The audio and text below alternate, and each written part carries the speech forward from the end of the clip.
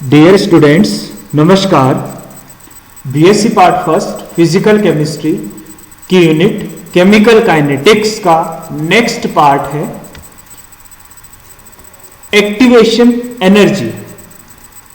Energy of activation, सक्रियण ऊर्जा, इसे ईए से डिनोट करते हैं। E A means energy of activation, सक्रियण ऊर्जा। क्या होती है सक्रियण ऊर्जा? Minimum amount of energy which is required to convert the reactant into product. वह निश्चित न्यूनतम ऊर्जा जो कि किसी क्रियाकारक को उत्पाद में परिवर्तित करने के लिए आवश्यक है, उसे हम कहेंगे activation energy. It is always positive and constant for particular reaction. Activation energy, सक्रियण ऊर्जा, रिएक्शन स्पेसिफिक होती है, पर्टिकुलर रिएक्शन के लिए फिक्स होती है, कांस्टेंट होती है। और रिएक्शन अलग हो जाएगी तो वो भी एक्टिवेशन एनर्जी भी आपकी अलग हो जाएगी। और इसकी वैल्यू ऑलवेज पॉजिटिव है, मींस इसमें आपको एनर्जी देनी ही पड़ेगी। रिएक्टेंट, हम ग्राफ समझते हैं। पोटेंशियल एनर्जी और प्रोग्रेस ऑफ रिएक्शन के बीच में ये कर्व है। यहां पे ये है रिएक्टेंट की एनर्जी, ये है प्रोडक्ट की एनर्जी। यहां पे रिएक्टेंट की एनर्जी ज्यादा है प्रोडक्ट से, तो और एक्टिवेशन एनर्जी क्या हुई? ये एनर्जी बैरियर, ये थ्रेशोल्ड एनर्जी है, ये एनर्जी बैरियर है। इस एनर्जी बैरियर को रिएक्टेंट अगर क्रॉस कर जाएगा तो प्रोडक्ट में चेंज हो जाएगा। तो दिस यहां से ये लेवल माइनस ये लेवल, ये हो गया आपका threshold minus energy of threshold energy minus energy of reactant is activation energy. अब अभिक्रिया की ऊष्मा, अभिक्रिया की ऊष्मा मीन्स डेल्टा एच। अभिक्रिया की ऊष्मा या एंथैल्पी ऑफ रिएक्शन क्या होगी? वो होगी प्रोडक्ट की एनर्जी माइनस रिएक्टेंट की एनर्जी। प्रोडक्ट की एनर्जी देखिए यहां पे कम है प्रोडक्ट की एनर्जी और रिएक्टेंट की ज्यादा है, तो यहां पे डेल्टा एच है नेगेटिव। मीन्स सिस्टम, जो हमारा सिस्टम है उसने एनर्जी दी सराउंडिंग को, इसका मतलब ऊष्माक्षेपी रिएक्शन है। और यहां पे डेल्टा एच आएगा क्योंकि डेल्टा एच क्या होगा? प्रोडक्ट की एनर्जी माइनस रिएक्टेंट की एनर्जी, और डेल्टा एच आया हमारा नेगेटिव। दूसरा कर्व देखते हैं यहां पे। सेकेंड कर्व में क्या है? Potential energy versus progress of reaction के बीच में कर्व है ये। यहां पे रिएक्टेंट की एनर्जी कम है, प्रोडक्ट की एनर्जी ज्यादा है। एक्टिवेशन एनर्जी देखते हैं। एक्टिवेशन एनर्जी क्या है? Threshold energy this minus energy of reactant, that is activation energy. और यहां पे एक्टिवेशन एनर्जी यहां भी पॉजिटिव है, यहां भी पॉजिटिव है, और इस ग्राफ में भी पॉजिटिव है। It is always positive. तो यहां पे delta H, enthalpy of reaction की बात करें तो यहां पे प्रोडक्ट की एनर्जी माइनस रिएक्टेंट की एनर्जी, दैट इज पॉजिटिव। यहां प्रोडक्ट की एनर्जी ज्यादा है रिएक्टेंट की एनर्जी से, इसका मतलब एनर्जी आपकी एब्जॉर्ब हुई है, एनर्जी एब्जॉर्ब हुई है। और कहां से? सराउंडिंग से, सिस्टम में। तो डेल्टा एच हमारा क्या है? पॉजिटिव। यहां पे और रिएक्शन हो गई आपकी ऊष्माशोषी अभिक्रिया। ऊष्माशोषी अभिक्रिया ये है आपकी एक्सोथर्मिक रिएक्शन, ये है आपकी एंडोथर्मिक रिएक्शन। इसके बाद एक और करो, potential energy versus progress of reaction या रिएक्शन कोऑर्डिनेट के बीच में कर्व प्लॉट करने पे एनर्जी ऑफ रिएक्टेंट और एनर्जी ऑफ प्रोडक्ट बराबर आ जाए। इस केस में डेल्टा एच क्या हो जाएगा? जीरो, यानी ना तो हीट एब्जॉर्ब हुई ना रिलीज हुई, ऊष्मा उदासीन अभिक्रिया। लेकिन यहां पे ईए एनर्जी ऑफ एक्टिवेशन वो क्या है? पॉजिटिव है। Threshold energy this minus this energy of reactant, that is EA always positive. इसके बाद है आर्हेनियस इक्वेशन। आर्हेनियस इक्वेशन क्या है? किसी अभिक्रिया का ताप बढ़ाने पर उसके वेग में चरघातांकी वृद्धि होती है। मींस अभिक्रिया के टेम्परेचर, रिएक्शन का टेम्परेचर बढ़ाने पर उसका रेट ऑफ रिएक्शन जो है एक्सपोनेंशियली इंक्रीज होता है। ये एक इंपिरिकल इक्वेशन है। इंपिरिकल इक्वेशन एक सैद्धांतिक इक्वेशन है used for calculation of EA of a reaction having rate constant K at temperature T। किस लिए यूज होती है?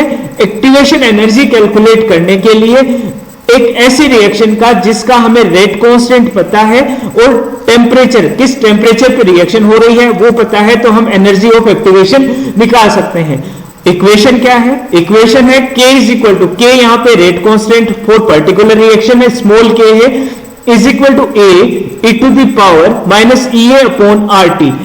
यहां पे K रेट कांस्टेंट है, A यहां पे है आरएमएस प्री एक्सपोनेंशियल फैक्टर, और यहां पे E और A ये है आरएमएस पैरामीटर। यहां पे E और A, EA this is activation energy, और A that is RMS parameter.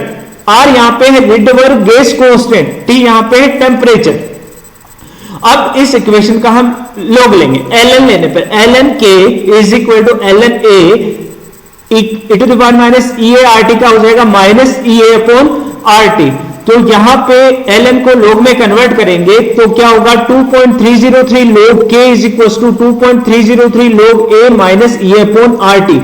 2.303 से डिवाइड करने पर हमारे पास इक्वेशन आएगी log K is equal to log A minus EA upon 2.303 RT। अब इसका ग्राफ प्लॉट करने पर log K versus 1 upon T के बीच में, that is the y is equal to mx minus mx, x क्या है यहां पे 1 अपॉन T, स्लोप क्या है माइनस EA अपॉन 2.303 R, और mx प्लस c क्या है इंटरसेप्ट, इंटरसेप्ट कितना log A, that is the intercept log A हो गया, और यहां पे स्लोप हो गया माइनस EA अपॉन 2.303 R। इसके बाद है from the value of slope, इस स्लोप से हम EA का वैल्यू कैलकुलेट कर सकते हैं, EA can be determined. Next है अल्टरनेटिव मेथड, दूसरा मेथड जो जिससे कि EA का मान, एनर्जी ऑफ एक्टिवेशन का मान कैसे कैलकुलेट करें। Suppose given reaction is carried out at two different temperature T1 and T2, एक ऐसी रिएक्शन जो कि दो टेम्परेचर पे कैरीड आउट हो रही है, मतलब हमें पता है रेट ऑफ रिएक्शन किस पे डिपेंड करता है, टेम्परेचर पे, तो उसका K1 भी अलग होगा, टेम्परेचर पर रेट कांस्टेंट अलग होगा। T1 टेम्परेचर पर K1 मान लिया एंड T2 टेम्परेचर पर क्या मान लिया, K2 मान लिया, तो यहां पे K1 इज इक्वल टू हो जाएगा A e to the power minus EA upon RT1, और K2 इज इक्वल टू हो जाएगा A e to the power minus EA upon RT2।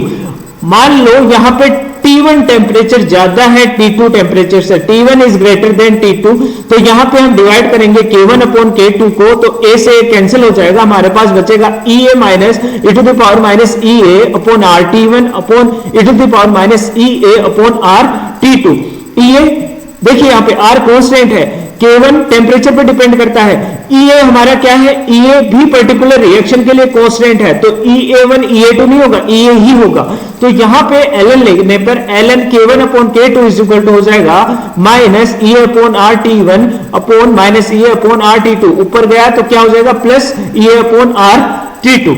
तो यहां पे 2.3 log 2.30 log में कन्वर्ट करेंगे, 2.303 log K1 upon K2 is equal to minus EA upon RT1 से अपन common ले लें, दोनों को EA कॉमन ले लिया, यहां 2.303 इधर आ गया, R भी कॉमन ले लिया, EA upon R, EA upon 2.303 R common ले लिया, और हमारे पास बचा 1 upon T2 minus 1 upon T1। देखिए यहां पे T1 ज्यादा है, T1 ज्यादा है तो इसकी वैल्यू क्या होगी, 1 अपॉन T1 की वैल्यू कम होगी, तो यहां पे इसकी वैल्यू क्या आ जाएगी हमारे पास पॉजिटिव। ये है आपकी इंटीग्रेटेड आर्हेनियस इक्वेशन, समाकलित आर्हेनियस समीकरण। इसके बाद है another form of Arrhenius equation, एक दूसरा फॉर्म है आर्हेनियस इक्वेशन का, वो है हमारे पास, हम जानते हैं कि आर्हेनियस इक्वेशन है K is equal to A e to the power minus EA upon RT। इसका ln लेने पर ln K is equal to हो जाएगा minus EA upon RT, e to the power minus EA upon RT का ln क्या हो जाएगा minus EA upon RT, plus गुणा में है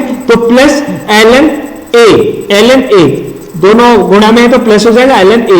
यहां पे इस इक्वेशन को डिफरेंशिएट करेंगे, differentiate this equation with respect to T, temperature के सापेक्ष, एब्सोल्यूट टेम्परेचर के सापेक्ष इसको अवकलित करेंगे तो d ln K upon dt आ जाएगा हमारे पास minus EA upon R। 1 upon T का क्या होगा, 1 अपॉन T का अवकलन क्या होगा, हमने मैथमेटिकल कॉन्सेप्ट में ये अवकलन पढ़ा था, एक बार फिर देख लीजिए आप इसे।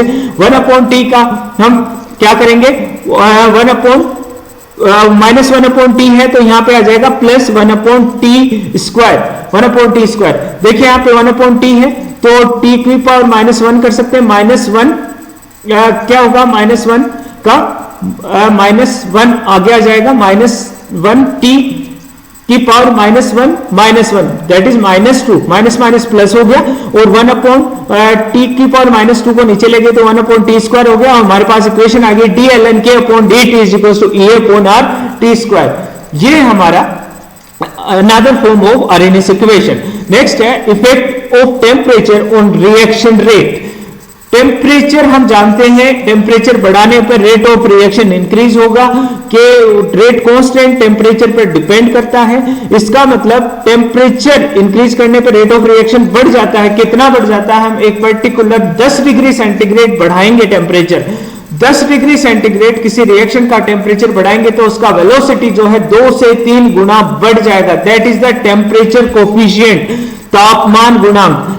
टी के टी क्या है, पर्टिकुलर रेट कांस्टेंट किस टेम्परेचर पर, प्लस पर्टिकुलर टेम्परेचर टी पर प्लस 10 डिग्री अपॉन उसी के टी पर जो इसका अनुपात आएगा, रेशियो आएगा, वो 2 से 3 गुना आएगा। That is the temperature coefficient.